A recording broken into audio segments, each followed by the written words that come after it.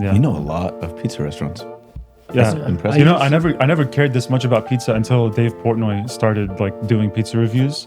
One bite, everybody knows the rules. Yeah, Then he takes like 7 bites. yeah. I'm gonna say something. I don't want to say it. Yeah, let's say something. I'm gonna say it. Please say it. No, that's for paid content. You guys have to like and subscribe, or no, you guys have to subscribe to the Qurban Media Feeding Fathers Plus.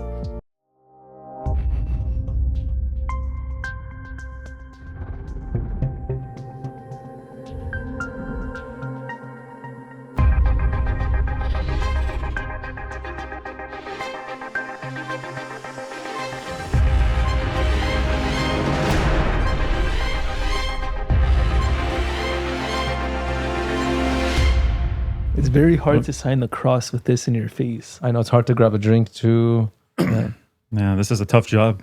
People think it's easy just behind, they don't see beyond the smoke and the mirrors of this. They think we're on some glamorous set. They don't know what it takes to come here every day and, roll up our sleeves and talk about theology. We're grinding, basically. Or politics. You guys did a good job last week, man. You watched it? I did watch it when I was in Michigan. Yeah. All of it? What? most of it. I promise you that. Okay, well. Okay. So you were in Michigan on a world tour. Yeah. All right. How'd that go? It was fun. Tell It us was very about fun. that. It was amazing, man. Well, welcome to Thank the you. team, by the way. Thank you, man. Thanks for having me back. No, not this team. What team? The NFL team. Oh, yeah, man. Lions. Welcome. Dude, so that was like a crazy thing that happened. It was actually really funny because I did the Bible and Brew, so it was a talk for young adults over there. Somebody asked me about the situation. They say that they said that they heard Father Jenny's a Lions fan now, and that you've been thinking about it. What are you gonna do? And I said, I'm still thinking about it, but I love the Lions. The next day, I went to Martyrs R Us youth group, and they got me a beautiful Aiden Hutchinson jersey, black nice. with Wow. blue. And so I said, "This is it. That's it. That's it. This is it." They I live by it. That's it. they just, they kind of like, pushed me off the edge. And Yeah. Good for them. That's smart. I'm a for Lions them. fan now. That was Yeah. smart on them. Yeah. Wow. Because then you have to be committed. Yeah. Yeah. But I love it, honestly, dude. The Lions are sick, dude. 6-1. Dan Campbell's amazing. 6-1, man. Lion of Judah, Jesus, Lion of Babylon, I'm about to be a Lions fan. bro. Detroit, Chaldeans. So, okay. Are you down? Let's just do it, bro. I'm an old school, but Do I've it for been- us. look, He's a how's Packers this- fan, I've been a man. Packers fan since I was a little kid. I know, have no idea but why. they're in the same division as us Oh. now. So you have no idea why. So you gotta Make an intentional act. yeah, you have to make an act. So think about it, and then you can join your brothers as Lions fans. And then if you start watching NFL, maybe you can join us too. Yeah. First step is I have to care about football. Yeah. I know. How was your trip though, man? You went to Arizona this week, right? Yeah. So Father Peter was covering for what could possibly be funny about that? It's not. Okay. Bro, you're right. It's not. Father Peter was doing a retreat for our youth in Northern California. So I was more than happy to go cover for him over there for the weekend, this past weekend. What'd you do? So I did a few masses, some holy hours too for the public to come and pray. And I also last Thursday did a talk for their young adult group that meets. I forgot how often they meet, but yeah, we talked about how Jesus is a bridegroom and how that shows itself in the Mass to give more significance, to understanding why I should go to Mass. So that was a good talk. They had good questions afterwards, and it was a great weekend overall. Just getting to see the people that we have over there and how close of a family it is and how awesome it is to hang out with our youth over there. It was a great weekend. It's a growing community, right? Very solid. It's a growing community. People are moving from California and Michigan to Arizona, I think. I said that to them when I was talking to people outside after Mass, as part of why I was so happy to get to see them because of how solid of a community they are and how much they're growing. And Father Peter has had so much to do with that. The work he does there is crazy. Yeah. Shout out Father Peter. Yeah. Did you guys go and like eat and chill? Yeah, we hung out. You guys did? What was the best thing Father you ate? Peter showed me a couple of really good coffee shops. I sat at one of them to like do some work and stuff. And I had great Thai food over there, and I had great pizza at Trevor's. Anyone goes to Arizona, you have to try Trevor's if you're an avid pizza fan. It's it's just one of the best pizzas you'll ever have in your life, for sure. Is it better than any pizza we have in San Diego? Bronx, When I Sisters. think of San Diego, best New York styles are Bronx, Sisters, Luigi's, Surfrider here if you're local, like in East County. But Trevor's, I think, beats all of them. Wow. Yeah, You know a lot of pizza restaurants. yeah. That's impressive. You know, I never cared this much about pizza until Dave Portnoy started like doing pizza reviews. One bite, everybody knows the rules. Yeah, Then he takes like 7 bites. yeah. Just for any viewers that are like, critical and stuff, I don't know anything or endorse his like personality or stuff like that. But like his pizza reviews got me more interested and attentive to like what's going on with pizza. Like we all eat pizza, obviously, but like now everywhere I go, I have to order a cheese pizza Yes. first. Yeah.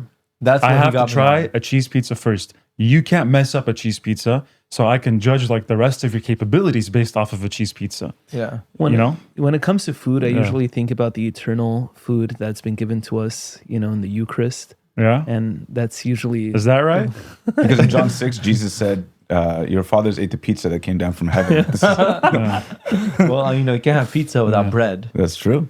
Can you? I mean, are there like some weird pizza. types of pizzas nowadays? Oh, probably those gluten-free, dairy-free. Speaking cauliflower crust, Cauliflower. yeah. Yeah. Yeah, and I don't want to judge people that need to eat that and stuff, But speaking of bread, if you're having a meal Yes. at Listen a closely, restaurant, both at of you. Is this someone's like a house, controversial thing, or Yeah, or, Just or listen. what? Just if listen. you're having a meal at someone's house at a restaurant, right? Usually there's some kind of appetizer or first course that's served, right? Along with drinks and whatever. And then later on, there's an entree of some kind or a main portion of the meal, right? Don't fish And- for and- the answer you want. Yeah, and meat might be involved in that, right? And it might be considered as like, this is the real meal. This is the real part of the meal. Let's say you're at someone's house and they bring you salads and appetizers. Do you pray for the food at that Ooh. point? Or do you pray for the food when the rest of the food comes out? You want to go first, Abbott? Father Abbott? I pray for what my custom, okay, is I pray for the food even if they bring out cheddas. I begin the prayer. Thank you. Me too, actually. Me too. No, you don't. Yeah, I do. I've been to many house blessings with you, and I've been to many house blessings with You you. say you're alive. Okay, I've never in sorry. my life seen you guys Sorry, pray sorry, when okay. they bring out the salad. Sorry. Yeah. Yeah, okay, listen. Well, I was thinking about something else. As of now, it's 3 against 1. No, So- no, listen. no. Yeah. Let me ask Let's you a hear it. question. Let me ask you a question. No, you answer my question first. How many houses Okay, have we fine. visited together where we've had salad appetizers and it comes out and you say, all right, guys, And then we let's- pray like before the main let's- course? Yeah, we're going to bless the house. Do you mind if I ask you a question That's though? what you say. If I pause and then I ask you a You question. guys, Do you mind? disingenuous people. Yeah, go ahead. Okay. So if you're at a restaurant, let's say. He's laughing. Okay. Yeah. Let's I say have, you're at a I have restaurant. an answer for you. Let's say you're at a restaurant. I will call you out on the show, bro. Go ahead. We're at a restaurant. Yeah. You're at a restaurant. You're with, 3-4 people, whatever. Appetizers come. Do you pray before those appetizers, or do you wait till the main course comes to pray? It's not. Answer the question. They Why don't you just answer? What do you what do you normally do? What's an appetizer? What's an appetizer? Let's say it's let's say bread. it's It's bread. not the main Calamari. course. Let's say it's bread. Let's say It's you're not the main You're at a course. steakhouse and there's bread. main course. Main course. Jeez, even if it's bread. What if Yeah, it's- what because if it's because bread? I Okay, You learned. don't, so you don't I give learned. you don't give thanks for bread, is what you're saying? Exactly. No, I What if do. it's bread and I'm just calamari, too? saying. This is what I've learned from the priests that came before me, and I observed what they did. I mean, for example, What Father kind of Mikhail and diocese do Father we Simon. I observed. I learned from my elders. There you go. That's my answer. If we're at a house and we walk into the house and there's already like Like a full No, spread? no. a full spread, what am I gonna do? Walk into the house and say, "Bless us, O Lord." You don't I'm do gonna. that. I'm gonna say something. I don't want to say it. Yeah, let's say something. I'm gonna say it. Please say it. No, that's for paid content. You guys have to like and subscribe, or no, you guys have to subscribe to the Qurban Media Feeding Fathers Plus. Which- No, it's not out. But like maybe you can say if we get 1,000 new subscribers by next week's episode, maybe you can say it. yeah. There Oh you go. my I gosh. will Okay. eagerly and enthusiastically pioneer a paid content page. Yeah. The next, But I really want to know like Yeah. what you're about to say. So please, guys, help us out. Get some Get some subscribers. I'm gonna ask if Father Danny even knows the prayer to bless the food. I'm just kidding. I'm kidding. Bro, that's a low blow. Okay, bro. Now I have You're gonna take Now that. you have to do it. See, I'm trying to get it out of you. I'm not that easy. So, is it morally wrong? I think we all know what's what at this point. You know what it is also? It's different from being at a restaurant and being at someone's house because usually more people show up towards the middle kind of thing, where they want everyone to be there for the house blessing and the meal blessing because we do it synonymously, right? Simultaneously is what I meant. Anyways, it's a great thing to pray before food. Yeah, I think everyone Sometimes- knows the answer now, like what you should do. Anyways, Okay, now which blessing do you use? Short maran walahan. Okay, extend, short O one. Lord. So, yeah, I don't have that one memorized, which is We should extend O put Lord. that. is We should put short that on the maran. episode. People can in start English. using it. Honestly, the That's a great the idea. English translation of short maran. Yeah. Yes. Yeah, I'm surprised you didn't pray before drinking out of your sparkling water, by the way. That's so crazy, man. I do That's pray crazy. before with my snacks on the kids' show, but Yeah. that's the only thing we're eating. Yeah, yeah. Okay, so follow the same logic. Did you pray before But drinking that? I'm not eating though. Eating and drinking, you're nourishing the body with, We physical. prayed before the episode started, Father Danny. We did. Specifically for that? No, for the whole episode. That's part of the episode. okay, guys. What about no, honestly, last I question. don't. Last question. What if you're literally just having a smoothie? That's just fruit in a liquid form. So which is food, right? Yeah. So You know what I do in those cases? Sorry to interrupt you. You know what I do in those? I just make the sign of the cross. So it's like a half. So it's like, and I say thank you, God, and The intention is there. yeah. Yeah, ex opere. Why don't you operato. ex opere operato? Why don't you pray after? We do pray. Oh after. yeah, they do pray Yeah. after. No, The no. I'm monks. talking about a house. Visiting a house or at a restaurant or whatever. After the food. Yeah.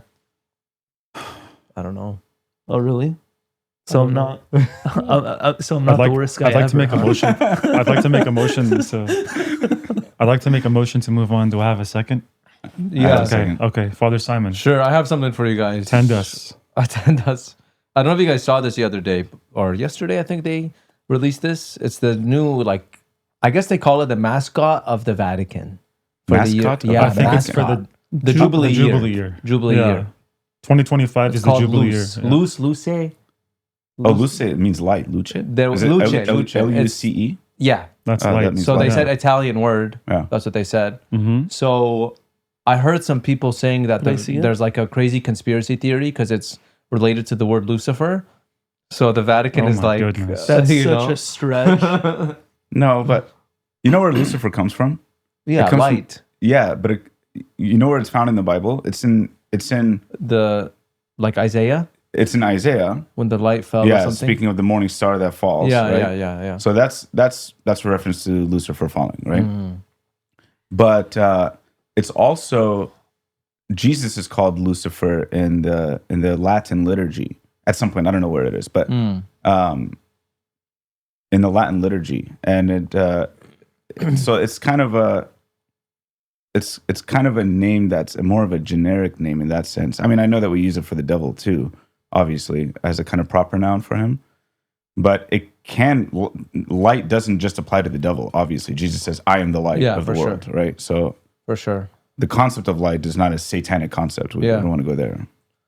Well, let me tell you a little bit about what the Vatican said about this thing, because there's a huge controversy about it, like that type of thing, people making those accusations against the Vatican. And there's a lot of people that are saying that it's very childish and stuff. So let me just tell you what it says first, is that this is the Jubilee mascot for 2025. It says her name is Italian for light, and she has a pet dog and friends.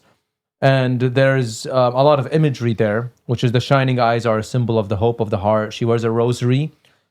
She has mud-stained boots as a sign of her long and difficult journey. Yellow raincoat to symbolize the Vatican's flag, and she's also, journeying through life's storms. Scallop-shaped eyes, a traditional symbol of Catholic pilgrimage, and then a pilgrimage staff for the pilgrimage toward eternity. I'm just Those not are a the fan symbols. of cartoonish stuff for something so ecclesiastical. I know, but they Yeah, I said they're trying to get in touch with the pop culture and with the younger generation. I think You you could know? still be modern and contemporary without having that. You Yeah. know, like y- who was it? I think it was during JP2's pontificate.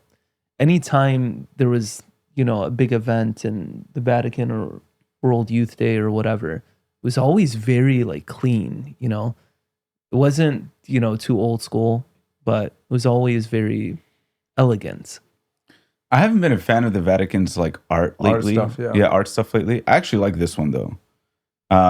It's in like almost. It looks like a Japanese anime style. There was a big Japanese clothing brand or a designer that they actually got to make Oh, this. okay, that makes sense. Yeah. So And I've always liked that style. I don't know. I kind of grew up on it. I don't watch anime, Like obviously, but- Zelda. type like of- Zelda. I'm a fan of Japanese culture in general. Generally, yeah. what do you think about this? What do I think about this? I don't really have an opinion one way or another. I think there's, especially in the midst of a controversial reaction, there's way more important things to think about. I don't know why the Vatican needs a mascot for a Jubilee year, but if they have one and they have a good reason for having one, and it helps encourage visitations to Rome for the Jubilee year, and it helps young people connect more with the church in the correct way, in an orthodox way, like that's great. What was the one in 2000? But yeah, I wanna don't look really have that a up. strong opinion one way or another. I don't think you need to have a Yeah, strong that's opinion the on thing. this one way or another. Toki Doki. That's the name of the Japanese brand or somebody Oh, that designed the image. My thing is, it's like I get your point completely. Like look at that one. Yeah. Can I Show see them, that? please. So Jubileum. somebody who looks at that, especially like a young person from this generation. Yeah, but you're talking they're not going to be attracted. 25 years ago. I know, but I'm talking about the style as well. 25 years is a long time I for know. pop culture to evolve and change and stuff. Yeah, I know, but still, for 25 years ago, you still have something Are you that's saying it's something more like elegant and universal, and not something that's kind of targeted at a specific age range or something like that? yeah, a little bit.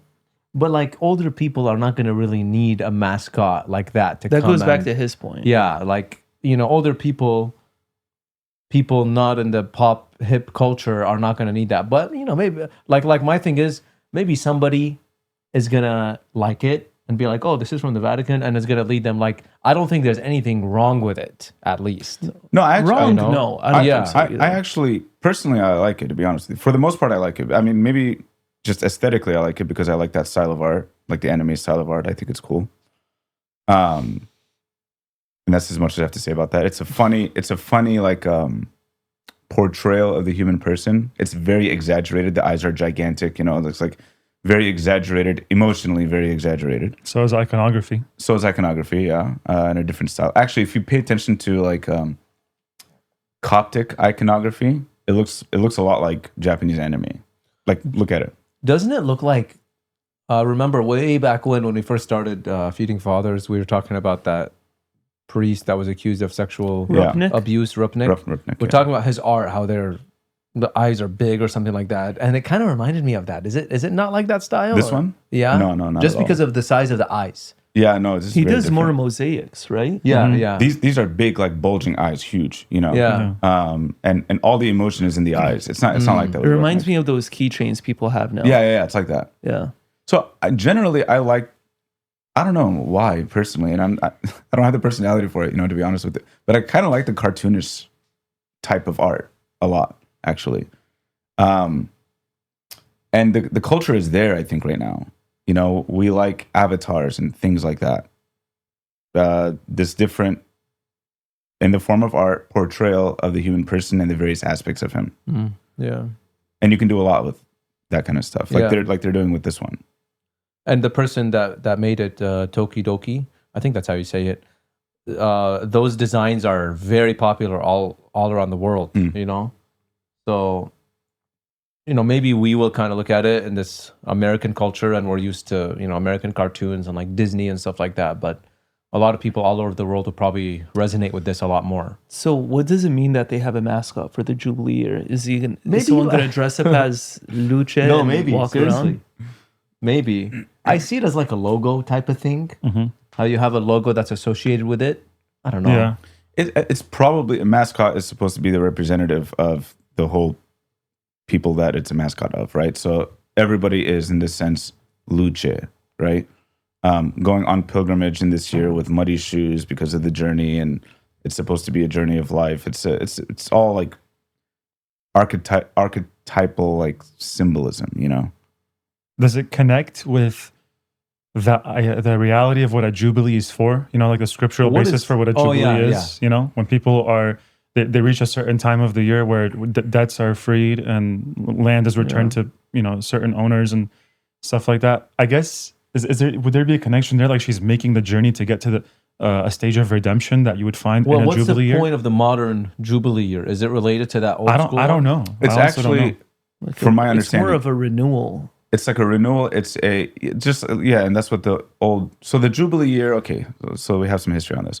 The Jubilee year comes from the Old Testament. It's instituted in the Old Testament, where every 50 years, all debts would be paid off, slaves would be freed, et cetera, et cetera, et cetera, right? Essentially, the Jubilee year is about liberation from debts, okay? But that's the key word there is liberation, or that you can translate that as, like you said, redemption, or salvation from the burden of the debt that you've been carrying. And that would happen in the Old Testament every 50 years. The Catholic Church continued that tradition and spiritualized it by making every 50 years a year of the redemption given to us by God's mercy, or the salvation given to us by God's mercy. And so it would be a year of like a hyper emphasis on God's mercy, being released from the debt of sin, being unchained from, slavery to worldly things, stuff like that. And then in the Middle Ages, I think it was in the 1400s, the Pope shortened the length between the Jubilee years from 50 years to 25 years. So the doors, right? There's doors of the Vatican and other churches in Rome. The four that kind main of gets me basilicas. thinking about walking. Yeah. You have a goal to get to somewhere, to enter into the church. Those doors are massive too. Yeah. They're Is it huge. one set of doors, or is it like the doors of the four major basilicas? I think it's in Rome? It's those four. It's just the four major basilicas of Rome. They have one set of doors off to the side. Yeah. Yeah. Everything they're huge. Everything there is so extraordinary. It's so beyond what you imagine and see on a daily basis. Yeah. Even if you're going to visit and not necessarily for the Jubilee year, it's good for the human to see those things, to walk in those spaces, to feel what it's like to stand there and see the fruits of like what people do when they're inspired by higher things, when they're inspired by God. I saw a comparison between this, because they're going to be like showcasing this, like the original piece, and also like a piece of that Caravaggio did about, the crucifixion of Jesus, or Jesus being taken down from the cross. And I, heard somebody, or I saw a tweet about it being complete opposites, and like, what the heck, the church is trying to mix these things, So what you said got me thinking about that the grandeur of the church and everything like that. People are saying that the church is being like cheap with this, The church is going away from the old traditional style and is now looking only into the modern, I don't think so. It's a completely both and situation. Yeah, it's a both and. That's why they have both. If you're literally. if you're talking about displaying Caravaggio, whose portraits of the gospel scenes are really rich, really meaningful, and at the same time showing something like this anime style art as a logo, what more do you want? That the church is embracing all of this together and displaying all of it together, giving meaning to all of it together, or extracting the meaning that all of it has to give. Like, what more do you want than that? Yeah. I think those people just want to complain. Honestly, for the sake of complaining. They just want to find an excuse to say something. And there's something to be said about, like, I'm quite traditional in my aesthetics and my leanings in music and things like that. My inclinations are pretty traditional style, right? But there is something to be said about radical traditionalism that keeps you frozen in a different age and just completely removes you from your modern context.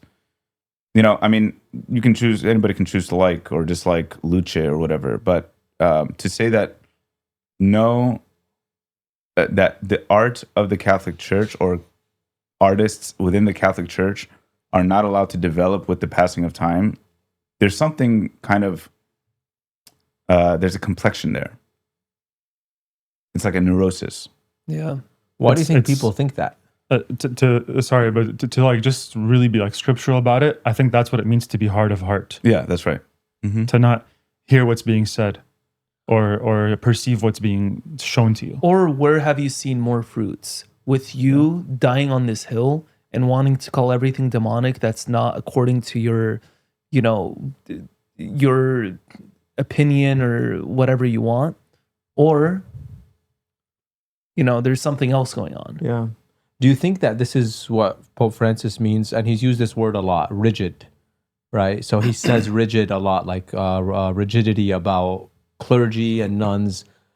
And a lot of people obviously get confused by what he says and they put their own interpretation on it. And he sometimes just says it randomly. So what do you guys think of when he says that about the traditional style? I haven't seen many like direct quotes, so I don't know. I've heard him say that word quite a bit. I'm trying to remember the contexts, but I'm trying to find it. I'll just tell you like my overall impression about when he said it is usually in response to the, you know, people that are radically traditionalist that won't that essentially live in the past in all of their expressions of the faith. So for example, that's somebody that would, I don't know, refuse to do the Novus Ordo or something like that, you know, or they still have like in every single regard this kind of medieval expression of art and of clothing and of everything else, right? And they refuse to kind of renew with the times in any regard. So the danger there, as I see it, I don't know if you guys would expand on this, but the danger there, as I see it, is I think with good intention of trying to glorify God and worship God faithfully, you end up falling into the trap of idolizing that system or idolizing that form of worship itself. And that's a troublesome place to get to idolize an action or a movement or a ritual over the one who's meant to be glorified by that ritual is very unhealthy. And I think that was a very big problem with Jesus himself and in his encounters with the Pharisees, some of the Jewish groups at the time, making an idol out of the temple or the things of the temple, rather than seeing how they all point to the one who made those things or the one who's supposed to be glorified by those things. So you said earlier that the Old Testament sense of the hardness of hearts is this inability to work with what God is doing in the moment, right? And I think that's what Pope Francis means by rigidity. I think what he means by rigidity is pretty much the same thing as what the Old Testament meant by hardness of heart. You know what's crazy too is the complete opposite scenario is happening right now in the Syro-Malabar Church. The complete opposite. There was a liturgical reform that said now the liturgy of the Eucharist will be celebrated ad orientem, Facing the cross, Annie. facing the cross, but you have this whole divide, you know, between the bishops, the faithful, whoever, where you have one side saying, no, we want to continue what we're doing, celebrating versus populum towards the people, and not abide by the liturgical reform that very happened. interesting. Who's the one that's the hardest on pushing for this ad orientem, like facing the cross style of worship in the Syro-Malabar Church right now? Pope Francis. Yeah. Yeah. He even wrote them a letter too. He even did a video for them like a year ago. Yeah. And he wanted them to go back to their roots. And Because their governance is very interesting. They have a major archbishop. Yeah. So it's a Not a different patriarch, kind. Yeah, it's a different kind of governance than you have in various Eastern churches, you know, because they're, I don't want to say more tied to Rome, but More dependent. yeah, they're more dependent and they have a limited amount of freedom versus let's say the Chaldean church, the Maronite church, whatever, Yeah. patriarchal church. Yeah. Have you guys seen the crazy protests that they've had? Like Yeah. burning Bad. burning Yeah. images and No. crazy stuff, dude. And like just totally like wrecking an altar. Yeah. And that's really like, is it just about that? About which direction they face during Mass? Is that the main thing? Or Well, is it the Vatican's authority on them? It's all that stuff. the Vatican has always had authority on their church. They burned their cardinal's effigy. Yeah. Okay, destroyed this altar, removed all the holy vessels from the altar, and just like it's And disgusting. there's what, They- 5 million? They were about to rush a group of priests who actually they were about to rush a tabernacle actually, and then a group of priests surrounded the tabernacle to protect it. Wow. Yeah, it's crazy. But is it just a matter of like, we really don't want to face the cross because that's what those people were. Uh-huh. Yeah, kind of like in its initial But that's stages. like a but then- symbol of something But much then deeper. then it's politicized. That's the idolatry that he was talking about earlier. It becomes an idol in itself. Yeah. You know. That's a bad place that rigidity can get you to. Let's bring it closer to home. Let's say someone really loves their Aramaic, Chaldean, Assyrian tradition, whatever you want to call it, Church of the East tradition. And part of that, the cornerstone of that is what? The language, whichever dialect it is. And let's say you're so passionate about expressing it yourself and then also passing it down to your kids. And I applaud that. I love that. I respect that. But let's say you're in a place like the West, like America, where because of circumstances that are out of your control, out of your hands, people need to be communicated to in English. What do you do there?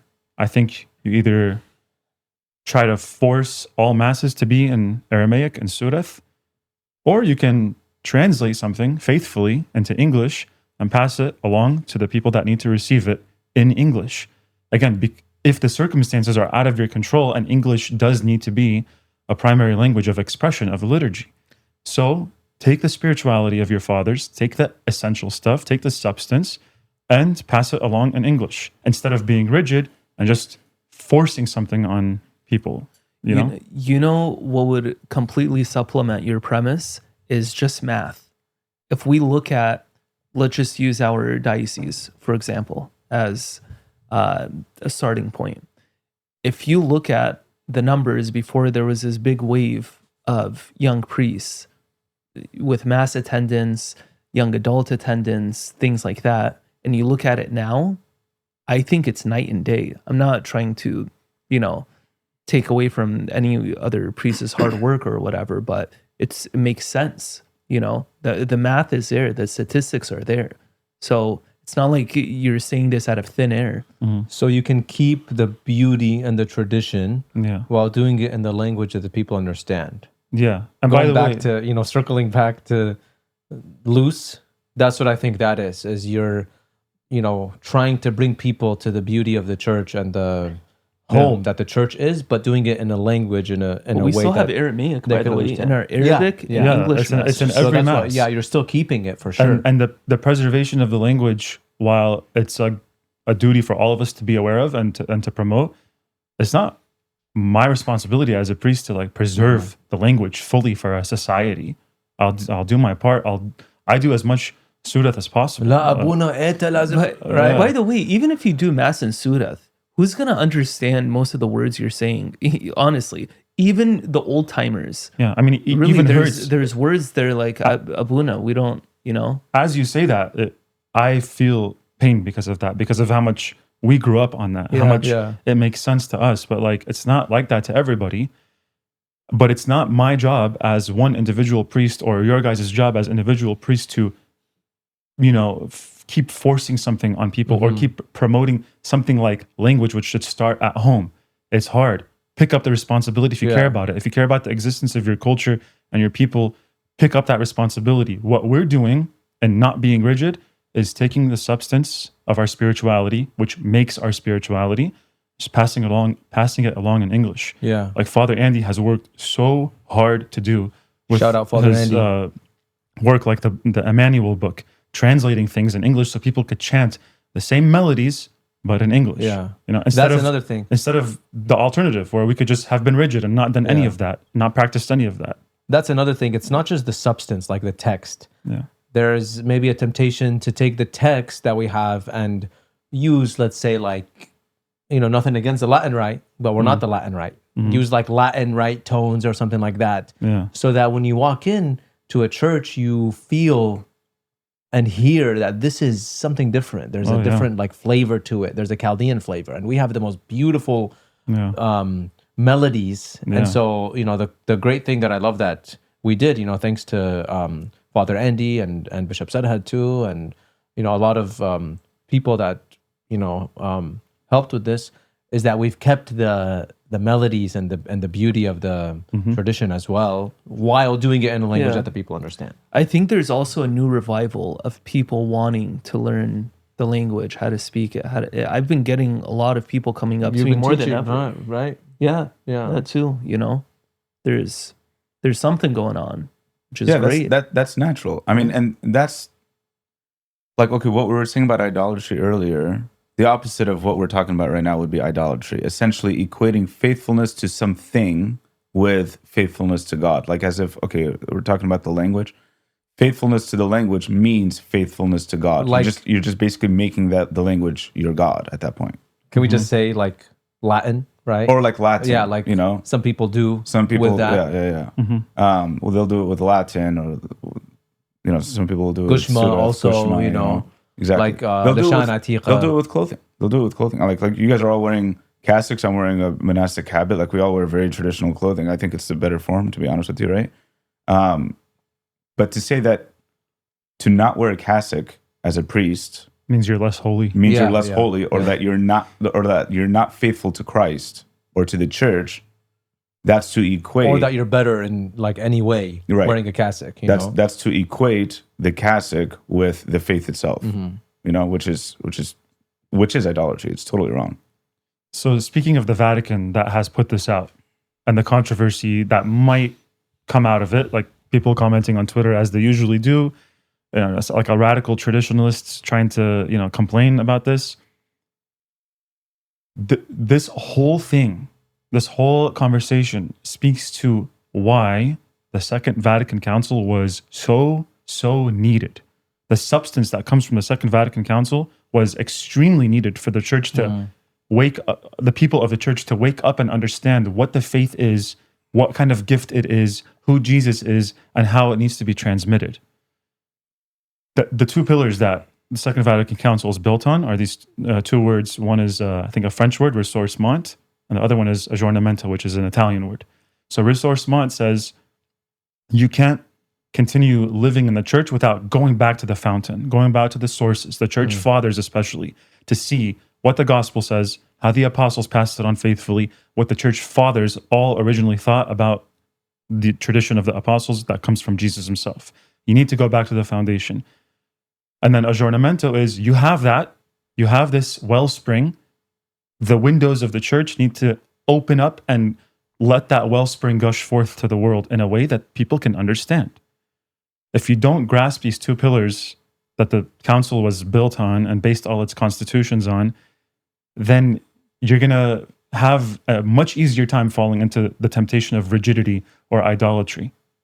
So if you want to have a controversy about what the Vatican says, this weird, abstract institution that seems apart from all of society, take a step back, breathe, calm down. It's okay. Read what it actually says to know the heart of the church, how its heart beats, and how it's trying to give life to all the people of God. And that's all without saying what people accuse the Vatican of, or what people accuse the church doing in the Second Vatican Council or thereafter. And maybe there are a lot of churchmen that they can say this about, but it's definitely not the official church, not the council itself, not anything, right? And not the Pope since then either. That the church is becoming one with the world, or that the church is giving into the world, or becoming worldly, or something like that. It's not. That's not what the Second Vatican Council is about.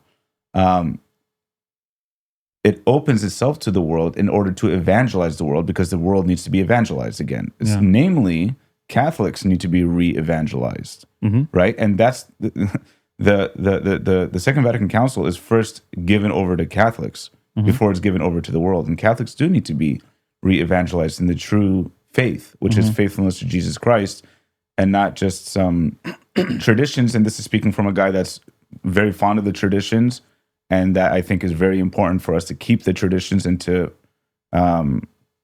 pass them forward, right?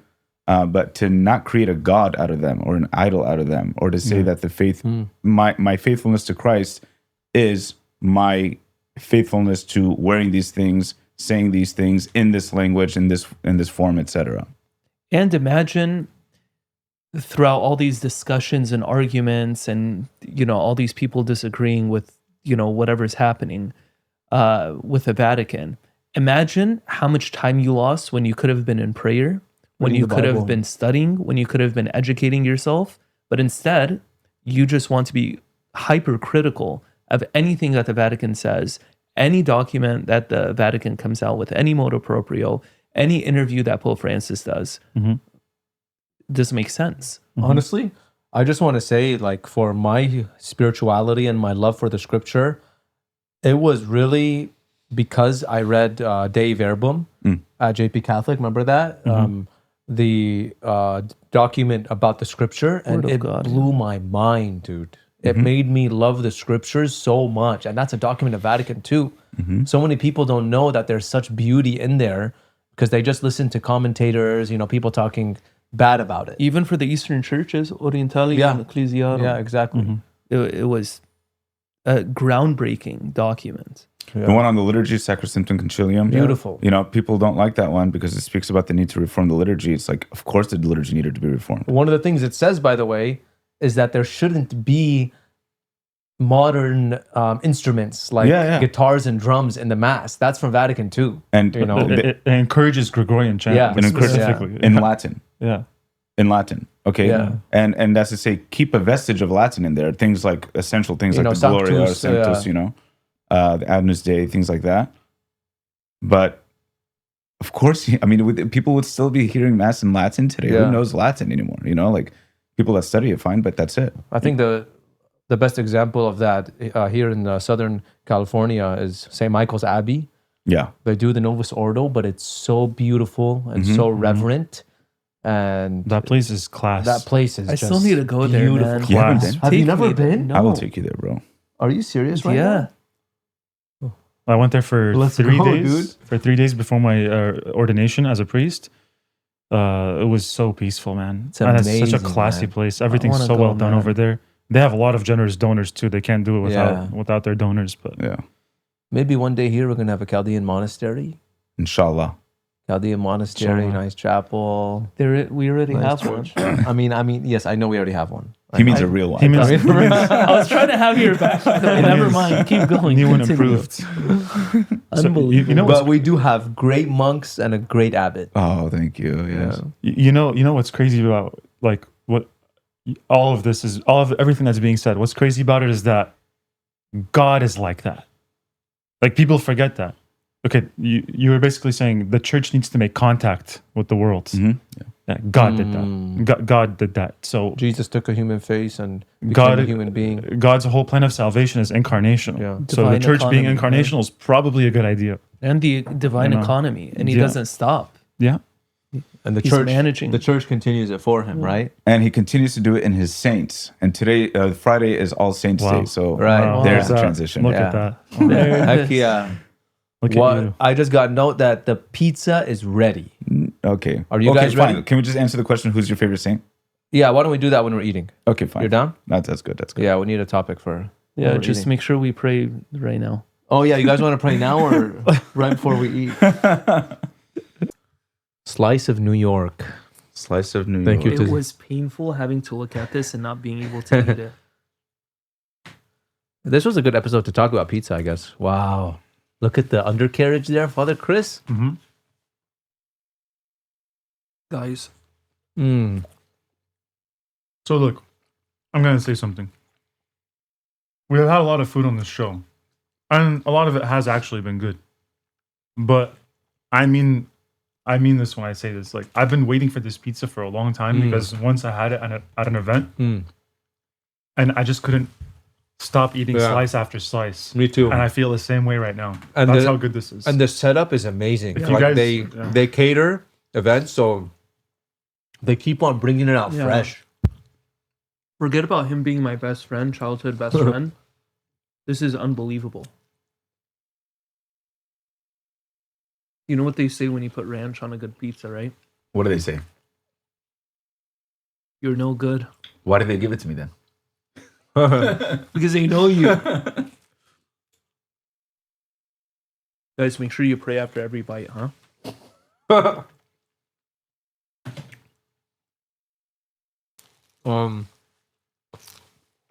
Who's your favorite saint? Oh yeah, all saints. Augustine, probably. Augustine? Augustine? Not the monk Augustine. Saint Augustine. Yeah. Why? This conversion story is something I read, I think in the beginning of the seminary. And just, Did you read the Confessions? yeah, for class. And I started reading it again, actually, a few weeks ago. Mm. And then Matthew Bani.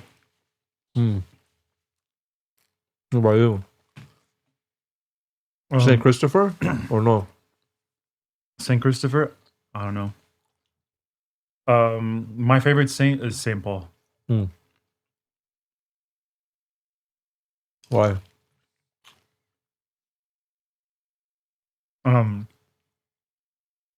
Because he went through a lot.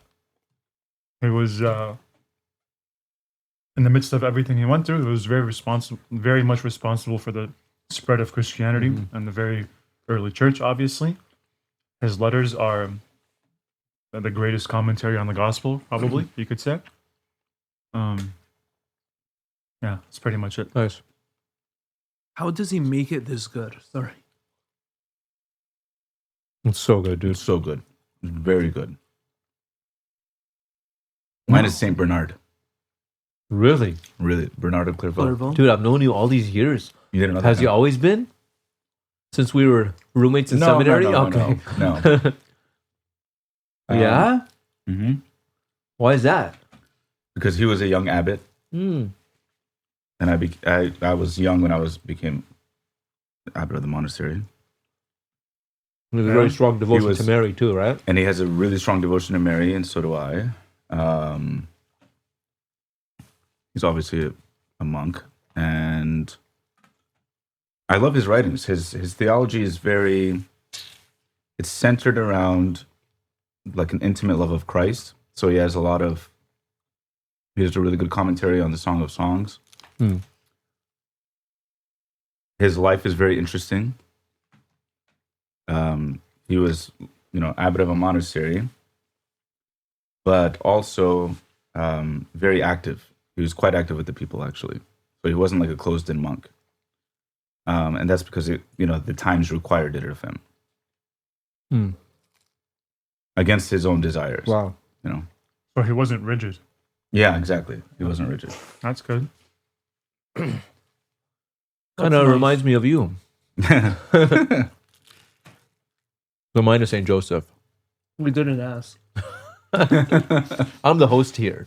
I'm the one asking and answering. Saint Joseph. Saint Joseph, yeah, and one of my favorite aspects. Obviously, there's a lot to love about Saint Joseph, but one of my favorite aspects is because we're celibate priests, and his willingness to be celibate out of his love for the Virgin Mary, who represents the Church. Something that I like to think like about a lot. Nice. And ask him for his help and prayers.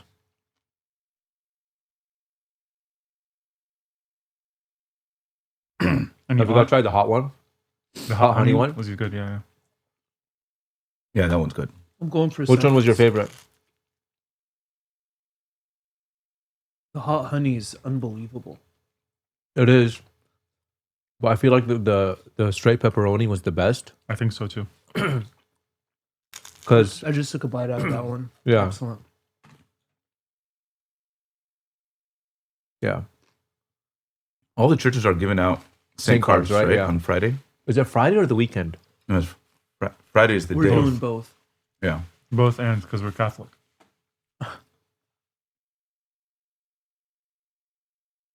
Yeah. So if you're at a Chaldean church this week, go to pick a Saint card. They're also doing that in most of the churches in Michigan. They announced that, which is cool. In Reserve, do they still have those cards, Chris? Yeah. Oh yeah, here's a bunch of them. I'm getting his. You are? Mm-hmm. You managed to get that many? Mm-hmm. He has a lot. Do that next year because we still have a lot. Yeah. Happy All Saints Day, guys. Love you guys.